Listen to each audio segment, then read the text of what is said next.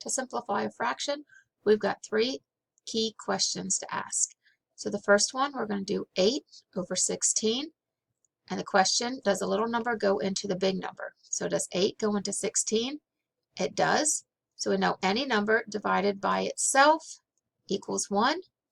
And we simplify the bottom by the same thing. So 6 divided by 8 equals 2. On the second question, does half the little number go into the big number?